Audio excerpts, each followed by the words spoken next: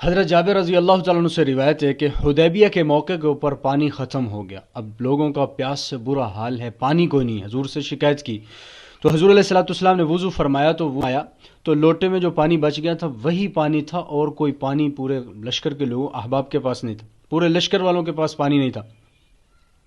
تو صحابہ آئے حضور علیہ الصلوۃ والسلام سے شکایت کی کہ یا رسول اللہ پانی نہیں ہے، پیاس نے جو ہے ہمارا برا حل کر دیا۔ حضور نے فرمایا کسی کے پاس بھی نہیں۔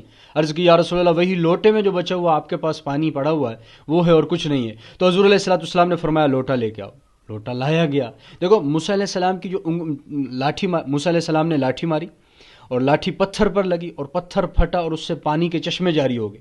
عقل بھی کہتی ہے کہ پتھر سے پانی نکل سکتا ہے، اللہ کا قرآن کے اندر بھی فرمان ہے کہ بعض پتھروں سے جو ہے پانی نکلتا ہے، لیکن انگلی سے پانی نکلنے کی بات تو عقل بھی تسلیم نہیں کرتا۔ تو اللہ کے نبی صلی اللہ علیہ وسلم نے فرمایا لوٹا لاؤ، لوٹا لائے۔ حضور علیہ الصلوۃ والسلام نے اپنا دست مبارک ہاتھ اس میں ڈالا تو انگلیوں سے ایسے پانی نکل رہا ہے جیسے چشمے سے پانی ابل کر باہر آتا ہے، تو ایسے حضور کی انگلیوں سے پانی نکل رہا ہے۔ راوی فرماتے ہیں کہ اگر 1,00,000 کا مجمع بھی ہوتا تو وہ پانی اس سے کافی ہو جانا تھا، مگر ہم 1500 افراد تھے لشکر کے، سب نے پانی پیا، اپنے مشکیزے بھی بھر لیے اور پانی جو ہے وہ کم نہیں پڑا۔ تو حضور علیہ الصلوۃ والسلام کے معجزات تو بڑے پڑے، حضور کل کائنات ہیں، وجہ کائنات ہیں، سرور کائنات ہیں۔